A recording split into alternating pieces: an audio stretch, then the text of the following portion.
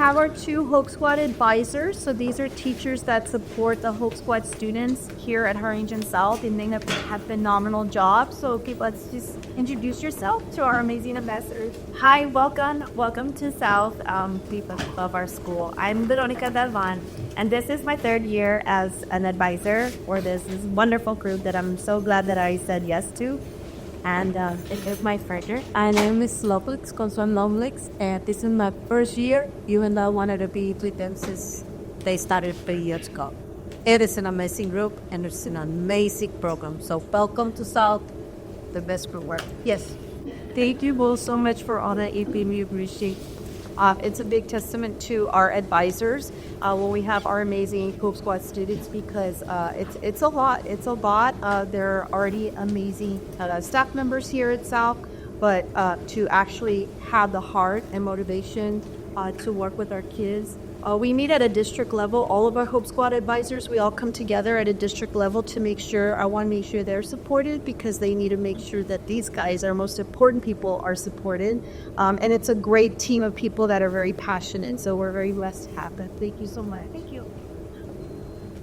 So, thank you for being here and for doing this. So sorry we were running a little bit late, but we're very excited to be here, and it means a lot to all of us to have you as part of our Hope Squad.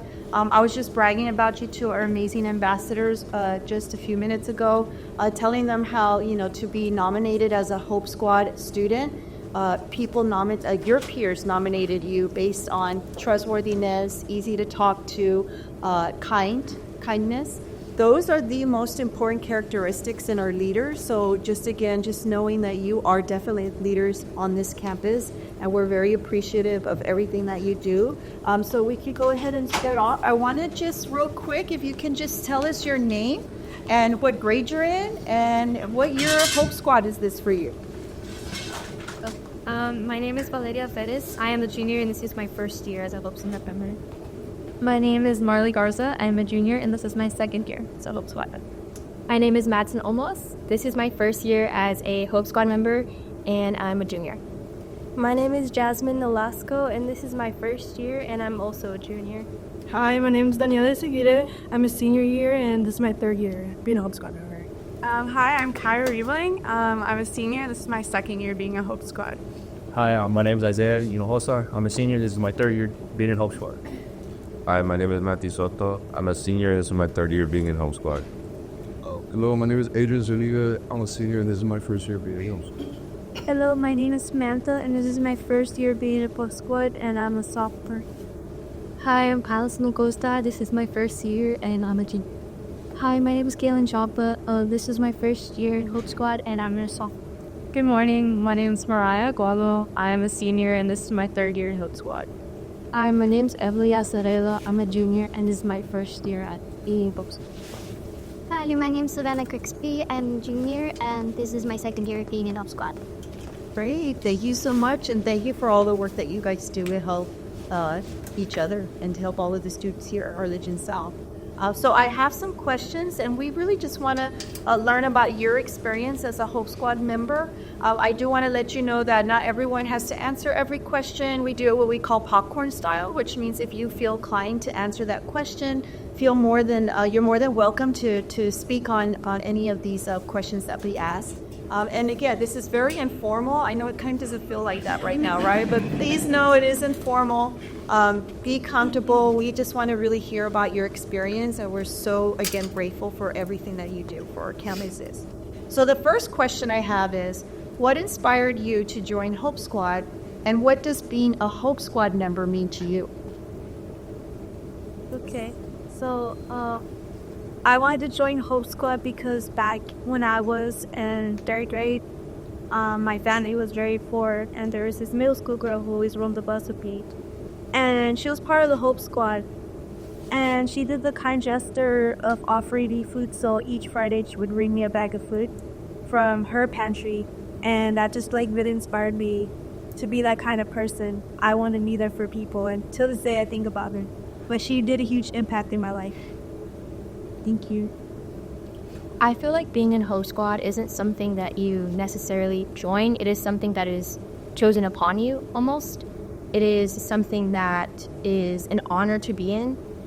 Just to be selected to be a Hope Squad member is truly an honor, knowing that your peers around you, your student body, thinks of you as someone who won't judge others for their being themselves, or just, I think knowing that you as a person, you know you're not going to judge someone for what they're going through. And also I feel like Hope Squad helps you learn and notice that some people are going through things that you don't always see on the outside, because you never really know what's going on with someone until you learn to know what they're going through. So I feel like it's truly an honor to be a Hope Squad member. What I like about Hope Squad is that you can be within a group of people who want to make the same change and want to make the same impact as you. This group, we learn how to observe and watch people and look for signs of suicide, and we get to promote mental health together. I truly just love being with these group of people. I believe they've selected an amazing group of people, and yes, it's a great place to be. I feel like I could be an impact of a problem that can be larger than I am. But I'm great. I'm glad that I could make an impact as a high schooler, because you're never too young to start.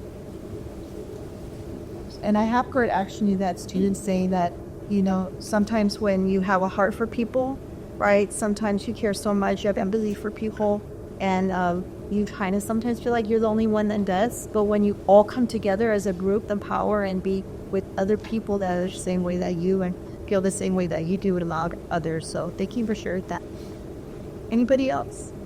I think that just what inspired me to join Hope Squad especially is that coming up as a sophomore, you know, not really knowing that there were many groups, kind of just going around sticking to sports. Really, I'm a football player. I've played football my whole life.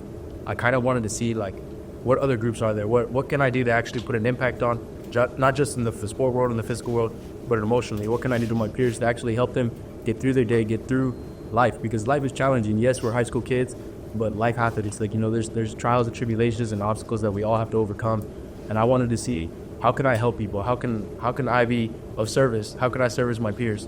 So when going through that voting process, understanding that they're looking at me like that, they think that when they look at us, that they see that we're people that they can go to, that they can talk to, that they can freely express themselves to, and that they won't feel judged.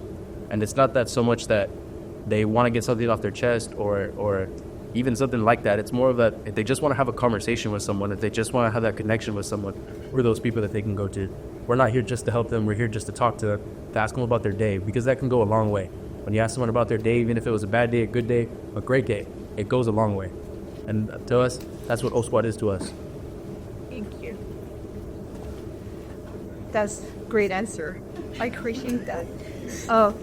What do you think is the most rewarding aspect? And I know you kind of touched on that, but what do you think is the most rewarding aspect of being a Hope Squad member? I think that just like to us, we might think that like asking someone about their day or something, that might seem like something small to us. Like, we go and we ask people about their day all the time, but to them, maybe they don't have someone that does that to them. Maybe they don't have friends to talk to, and if they hear us ask them questions like that, they're like, wow, like someone actually cares about me and someone can talk to me. And I just feel like they think that Hope Squad is like a place for them to have a friend, and I feel like that's really important nowadays. I think that being kind to everybody and like how she said, being a friend to everybody helps out, like just, I know, just everything. Like, some people might not have friends, or they don't have anybody to talk to, family, friends wise, and they just are looking for somebody. And I think just being kind to everybody is like you kind of helping them out in that way. I feel like the reward is like when you're helping someone and like you know that they need help, like you have that I don't know, that feeling that you're doing good, like inside you, and you know, it feels good, you know, like helping other people, just letting them know that you're always going to be there no matter what. It was covered a bit by Ying and Her, but it's the same thing where we're together with like-minded people, and like we get to learn from each other to be able to help others and ourselves. So that's where we're. I think another aspect of the reward part is that actually seeing them progress. Is that when you talk to them more than just once, that you can actually see them, that you see them smiling more, you see them more comfortable with you. Like not even, maybe they're still in the same spot mentally and emotionally, but as like just the comfortability level of actually talking to them more than once, you can see that they're proceeding to open up more to you, they're proceeding to express themselves more freely, that they're not as closed off, that they're not scared as much. And just that as the process continues, and even because we're all different grades here, so even as one of us leaves, we can entrust another Hope Squad member to go and say, hey, this person has been coming to me for the last so many months or so many days. I graduate in May, let's help them out. Let's continue to keep on it. Let's continue to talk to them. Let's continue to help them, to give them progression, to be with through their process. And it's up that legacy, right? Making sure that everything that you guys are doing and instilling here continues even after you graduate from high school and building in those new leaders coming into Hope Squad, right? To eat up with Isaiah, I actually have an instance where it happened to me. I started talking, so Hope Squad helped me kind of come out of my shell and feel more freely to talk to other peers, like people I wouldn't normally talk to. And I've had such a great experience because I ended up talking to someone who seemed like really shy, didn't really talk to other people. And so I was like, I'm a Hope Squad member, this is my job. And you reach out, talk to them. And so I started talking to them, and just day after day, they started coming more out of their shell and started talking to me. And to now we're really close friends, we're best friends. And I don't regret any choice I made that day talking to them. So I feel like it's a reward. That's one of the rewards of Hope Squad. You get to see so many people and different people just talk with each other, collaborate, and it really brings the community together. So it creates a big impact. Somebody else? In my input, I feel like creating reassurance in a safe place is what's more rewarding, because the more you reach out to people, the more safer they feel. You get to see them grow as a person. And it can be something small, and maybe saying good morning every day, or even, letting you borrow a pencil or something. But that's what I find rewarding, is I see people grow. I see the side of them that I never saw before, and in each year, so like, oh my gosh, I never thought that they were this kind of person. And that's what I find reassuring. And that's what I find amazing, because you get to connect with different people, and you never even thought yourself, being there. I would say just it's weird in a way, because everyone's connected in a way. It kind of creates this butterfly effect that if I didn't talk to this person, where would I be now? And I find that's what's more... That's what I find more rewarding, is you get to meet new people, talk to people, and you get to even grow and learn new experiences from even talking to someone. I feel like it's also rewarding in an aspect of what we take from this group now in high school, we're going to take when we get to college as well. It's something that we're learning now, being here, but I feel like as we become young adults and we go on to college, we will take what we've learned here with us the rest of our life, so that we know that we have that impact on people, so we can carry that for others to see as we grow and become young adults as well. I feel like what's also rewarding is that knowing that we are still here with us, we can positively save people's lives, knowing that they're able to know that we're here to understand them and hear them, and they can maybe not be ones to understand that at home or in any place, but they know that they can hear from us. Absolutely. And I know that we talk a lot about mental health, and one of the big components of Hope Squad, in addition to all the connections that you're making, not only with each other, but with other students, is that mental health awareness, right? And we have our amazing Hope Week and all of those things. So what have you learned about mental health and helping others since joining Hope Squad?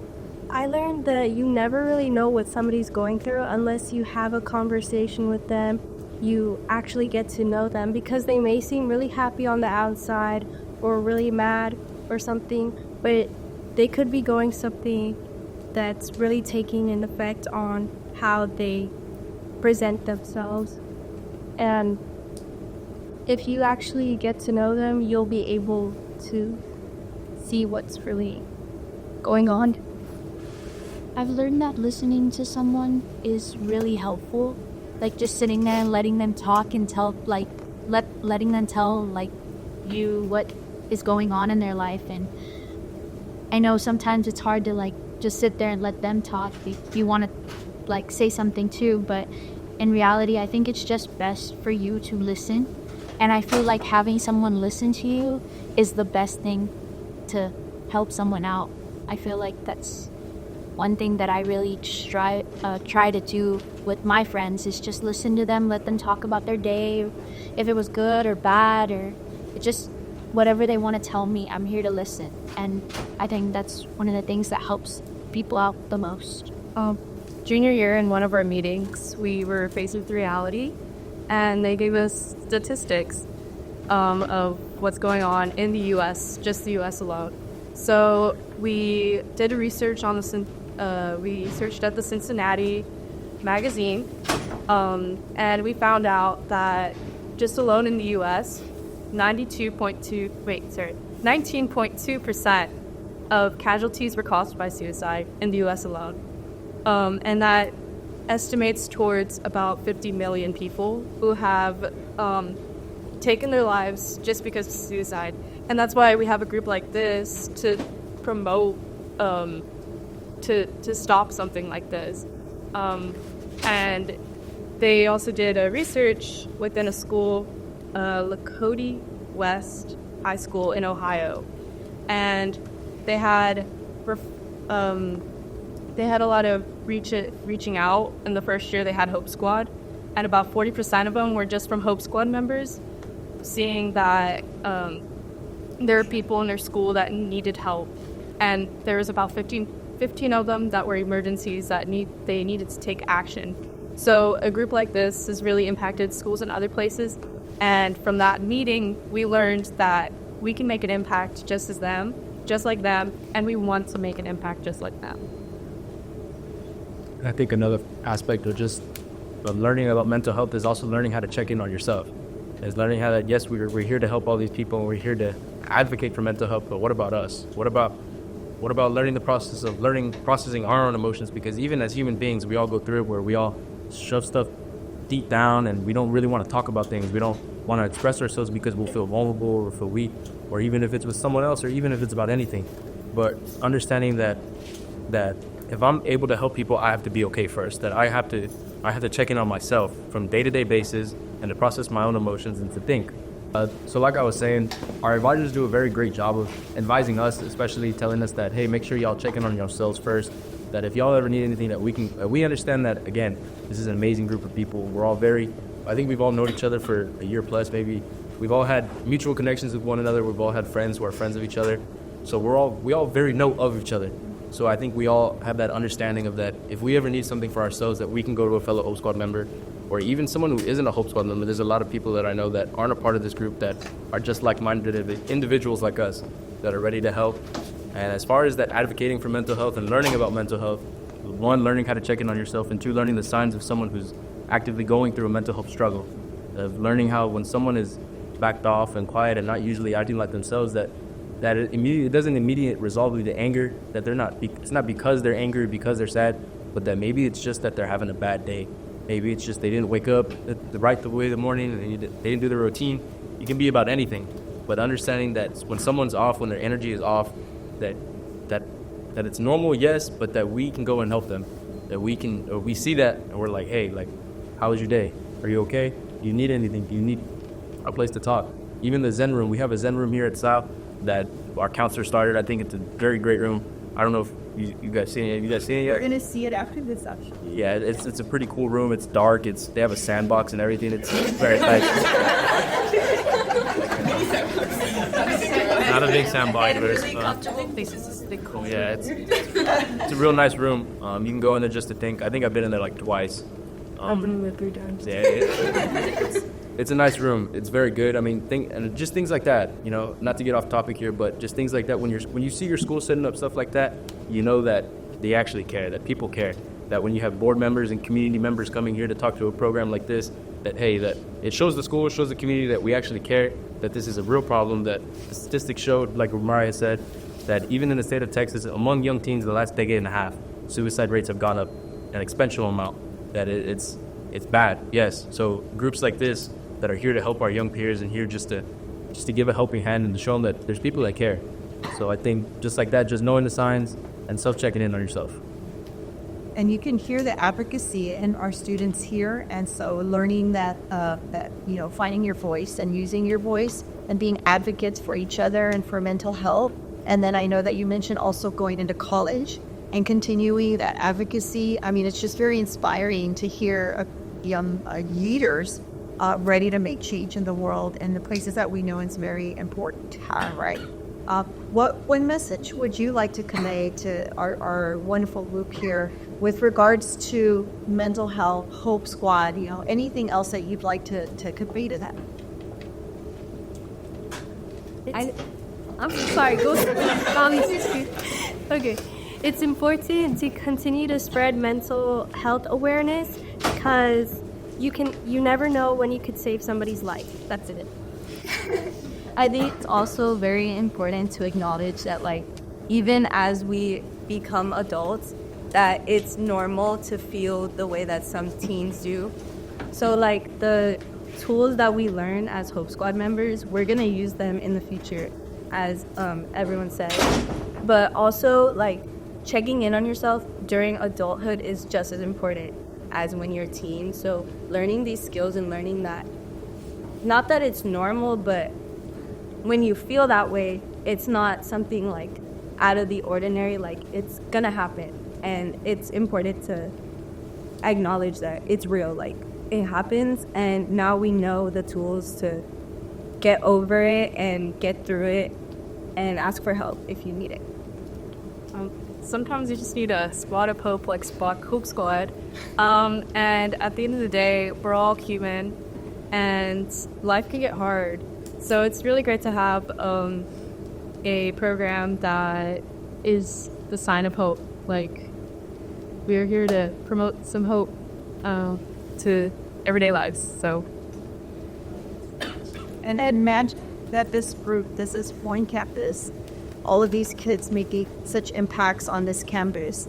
There's 220 secondary Hope Squad students just like this throughout the district. So when you guys think about that number in all of the middle schools, that there are students just like you at the middle schools, at Gano, at all of the high schools making a difference. What is that? How does that resonate with you, knowing that there's so many more of you, not just you guys? It makes me proud to know that, because, like, even though they're younger than us, people still go through those emotions, whether they're a teenager or a middle schooler or an elementary kid. Like, we all go through those emotions, and I feel like it makes me proud to know that these kids are helping out others, even though they're just in middle school or they're just in elementary.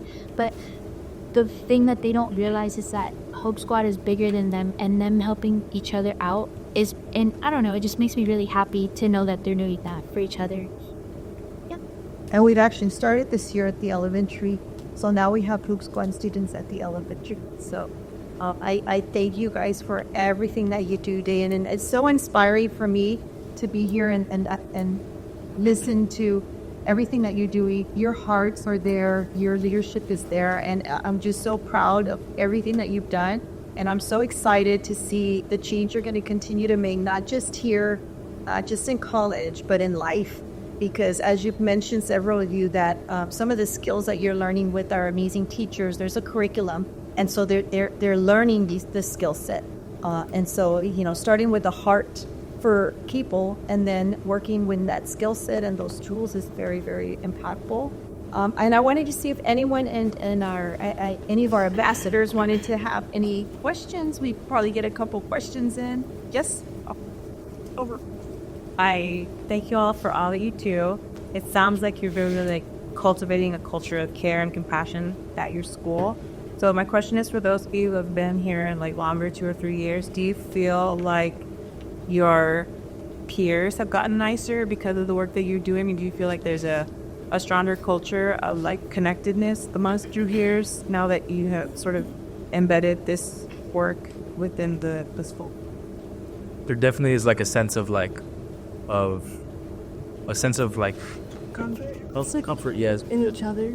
because we advertise it plenty. We advertise it all over Hawk News. We have Hawk News where we'll do interviews. They ask us questions about new things that we're coming up. We have a Hope Week even, where we plan all of our activities for a whole week, and this is how we spread mental health awareness, how we advocate for it, and how we do it through little fun activities to where the schools actually sees that, hey, this program is serious. That it's just like how I know we have Birdwell Spirit Week here. That's like a huge thing that we do throughout the whole HISD, and that's what we want to make Hope Week, where both schools come together, all schools across HISD come together, they dress up, they do whatever they want, do any activities, but as long as it's advocating for mental health awareness, that's the main push. So since we're pushing that so much, it almost feels like it's like everyone is aware of it, everyone is no longer hiding from it, nobody is no longer scared, that they can feel almost a sense of, hey, like people actually care. Let me go talk to them. Let me go open my mouth. Let me go express myself because I don't know what to do. I'm lost. So that almost like a sense of comfortability and a sense of like, yes, we're closer and we're not. I don't think anybody was mean before, but nobody really mean now. So I mean, definitely nicer, definitely more comfortable. So first of all, congratulations to all of you for number one being nominated. I think that's amazing that you're nominated by your peers, and then number two that you said yes, that you were willing to step up and help your fellow students. My question is really simple. I hear some of y'all talking. Is anybody interested in going into this career field? Nice. Yeah, because there's definitely a need. I mean, obviously, I have several people in my family that do this for a living, that help people, exactly what we're doing, but at a professional level. And, back in our day to now, there's a much bigger need. We probably needed it as well when you were younger, but just didn't recognize it as much. We just wanted to say congratulations to all of y'all, the happening masters, that y'all keep up the great work. We really are proud of what y'all are doing. Thank you. Can I ask my work first? Yes, of course. Okay, so my kids are 1 and 3, but how do I get them to be nice? So my question is like, how would you describe like, your upbringing, and like, can you give us a nugget of like what your parents did or how your parents talked to you? Is that sort of, I mean, obviously, like, has been mentioned, you were nominated and your peers feel like you are trustworthy, to talk to, etc. So how did that come about? I'd like to say that I went to Stewart Place Elementary, and one of our mottos, is treat others how you want to be treated. And I think that just like instilling that in kids when they're so young, like it just makes them think like they don't have a mindset like any other way. Like they're like, why be mean? Like what's the point of that? Like you just want to, like, I just feel like when I was little, like I just want to treat others how I want to be treated. Like why would I be mean to someone? Why would I do stuff to someone that I wouldn't want happening to me? I think going off of that, growing up when I was little, my sister has autism, so my mom and my dad always instilled in me, treat others how you want to be treated. Because there were people out there that would treat my sister differently because she was different. And so I was always instilled, treat others how you want to be treated. And when I went to Stewart, I was like, oh my gosh, this is not just a at-home thing. Like this is a known motto. And so growing up with that mindset that if you want to be treated nicely, you have to treat others the same way. You can't be expecting people to treat you nicely and, respect you if you're not. You got to give what you receive. So I think that having that mindset at a very young age is something when you get older, it's not as odd to you seeing it because you're already known to that world of treat others how you want to be treated. It's something that you saw when you were little. So growing up, it's not that big of a deal. You're like being mean is like that's weird. Why you be mean? Because growing up, you're like, okay, treat others how you want to be treated. That's the mindset that you have at a young age. So I think instilling that at a young age is so important because that's what you grew up with, and that's the mindset that you have when you get older and you deal with certain problems. So, with my sister, she had situations where people were mean to her because she was different. And that was one of the main reasons why I joined Hope Squad, because I want to make a difference and make it known that it's important to treat people with kindness, no matter what, because people feel left out and people feel different. So growing up with that mindset of you need to be kind to everyone is important to me. So I think growing up with that and instilling that in people young in elementary school is something that is super important. And I think that's like super... I think that's super important at a young age because that's where you grow up. You grow up with that mindset. If you instill that at a young age, I think as you grow older, you'll deal with situations differently. I feel like going off of what Daniela just said, instilling like these messages into us when we are younger, I feel like that resonates with me. And when I was younger, my mom and dad always told me, you have a voice. God gave you a voice for a reason. Use it when you know it's needed. So to me, that meant like, if I knew something was going on that wasn't right, I need to speak up what's right. I know I have a voice, and I know that if someone isn't able to speak up for themselves, which a lot of people aren't, you have a voice, speak up for them, help them. You know, if that person is going through something and they want to speak up for something but they don't know how to, help them, be that voice for them. I think it's really important, and I'm very grateful that my parents instilled that in me when I was younger, that I had a voice, and if there was something I didn't like, or if there was something I knew wasn't right, I knew I could speak up for it because I knew my parents had my back. If I said something and it maybe wasn't the right thing, I knew my parents had my back because they knew what they taught me when I was younger, that I had a voice and I could speak up for myself. So I feel like that's something that is very important to instill to your kids, that they have a voice, they can speak up, and let them know that they are important and that their voice matters. That's very important. I think one thing that my parents taught me that I'm very proud of, and I still use it in my everyday life, is to respect everybody. Like, no matter if they're mean or if they're rude or whatever, if they're kind, you still respect everybody and you still treat everybody the same way. Nobody's different. It's just something that I'm very proud that my parents let me learn at such a young age. And I think that it helps me out in the long run because, like, yeah, I'm like how Daniela was saying that her sister is autistic. I think that when I see people, I don't look on the inside. Or, well, I do look on the inside. I look on the inside, not on the outside. I don't see people differently. I look at their heart and what their heart is, and that's what I see in everybody. So, yeah. Going back to them, I would definitely say that as a kid, you know, that's where you really need it, is because kids learn around their environment. And if you grow up like that where, you know, negative things are said to you, you're to have a negative mindset. You know what I mean? It does a huge impact on you. And going into elementary, I feel like my school did a really good job of, you know, telling kids like, hey, this behavior is unacceptable or things like that. Because growing up, first of all, my first language was Spanish. So when I actually joined kindergarten, it was like a huge shift because no one in there knew Spanish, and I was like the only Spanish-speaking kid. And I felt so alone. But the thing is, the school pushed to be like, hey, like, talk to her or talk to them, because I always felt so lonely as a kid because it's like, no one knows Spanish. I'm like playing by myself. But then this girl came up to me and she was like, let's play. And although we didn't understand each other, we understood like what was going on in a way. And I feel like that's just very important, that an environment makes up of who you are as a person. Because let's say that you didn't grow up in a good environment, right? You say things to people and it doesn't sound wrong to you, it sounds right to you. But to a person, it has a huge impact on them. So one thing I realized is that, okay, let me make an example. When I went to middle school, it was like a huge shift because you see all these different people, you meet different people. And people in middle school, not all of them, but some are not, you know, very nice.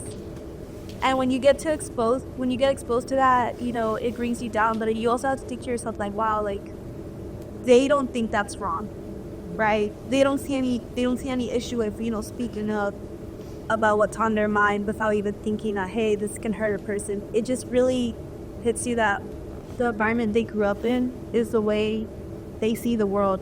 I feel it's important that as kids we should install those. Okay, hold on, I get the word. Please someone help. What? So those thoughts. Yeah, those thoughts, those behaviors that should be accepted because, you know, you grow on them, and I feel it's better for kids to have a safe place. Okay, now I'm paused. Okay. So real quick, going back to your question, yes, I did go to Stewart. I had that I was the one who treated instilled in me, which is great, and I still use it to this day. I also had religion instilled into me, which is great. My mom, I remember like one of the biggest things my mom would always tell me when I would come home and tell her everything about my day. She would tell me, like if I brought up someone, she'd be like, "You don't know what's going on at home," and I feel like I still take it on today. Like, I would have like someone tell me, "Oh my gosh, this person did this." I'm like, I think that's like what my mom would tell me, like, you don't know what's going on in reality, and so as a Hope Squad member, that really helps me become a better Hope Squad member in this group, and I feel like it really helped me grow as a person, just having my mom remind me that every day. I'm sorry. That's a really good point, because even me, to do all my experiences, that's something my dad always told me when I was growing up. It's like, you want to be quick to like, well, why are they dead?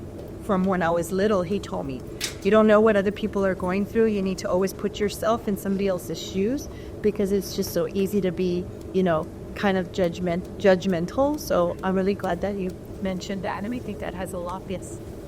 So I have boys. I have 3 boys, and my oldest is in college, but my middle one is a freshman at Kano. And, he gets in the car, and I'm like, "How was your day?" "Good." I'm like, my question to y'all, and mainly probably boys, right? How do I pull information from him to tell me what's going on in his world? Because I feel like...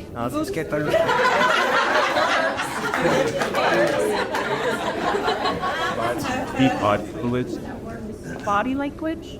Okay, yeah. Like, what do I do? Like, sometimes like sometimes it could be down, but you don't know. Well, I get that, but I'm saying, like, what are the questions I ask? Tell me, give me an example. You sometimes pursue like deeper. Like you ask, like, "How was your day?" He just says, "Good." Well, like, ask another question, like, "What did you do?" Or like, did you see something, or did you find something that you enjoyed, or like, was there something in your class that like you thought was like really cool? Because I think if you just ask like, "How's your day?" and he just says good, I mean, it could just be like an ordinary day. Maybe he just needs like more cues. He needs more cues. That's my question. What's favorite? So I think just as far as like just not necessarily just responding, not him just responding to your question, but entertain the conversation with him. Make it known that, hey, I want to have a conversation with you just about your day. It doesn't have to be. I know, especially when I was a freshman, I would do the same thing to my dad. My dad asked me how was it. Great. Walk away. Like it wasn't really anything like that. Not that I was mad or sad. It was just a great day. I didn't really talk. But I think as far as that, kind of take a peek onto his interest, ask him about what he's doing, what he's interested in, how he's feeling. I mean, if he ate today, I mean, it's just very simple things like that. I think once he gets the hang of it, once he understands that you actually want to know, we'll eventually open up. That's how it worked for me, at least. Dad just kept on prying at me and eventually opened up. So I worked in higher education for about 20 years, and I've worked with students like you coming into college most of my career. You all are on the right foot to make that culture, a sense of belonging wherever you guys decide to go to school. That's what we look for in college leaders. So I commend you. You guys are starting on the right foot, and keep doing what you're doing. The colleges, the universities, we all need that even as adults. And so you all are creating that culture, a sense of belonging here for your students at your school. The elementary students are doing it there. And I kid you not, that will make you so much more successful in college and whatever career you pursue. So please don't stop doing what you're doing and being who you are, because that'll take you a whole lot further than you think. So as a college, someone who never left college, decided working at the college sector for about 20 years, keep doing what you're doing. That's what we look for in student leaders as the NMO skill. So.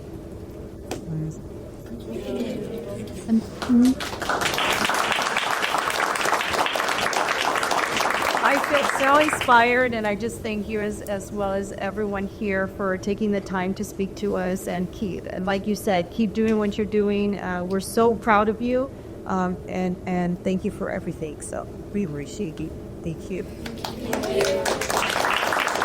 And to go see the calming room, so I will be taking the ambassadors to go see the calming group. But again, thank you so much for everything that you do and your advisory. You guys are fantastic.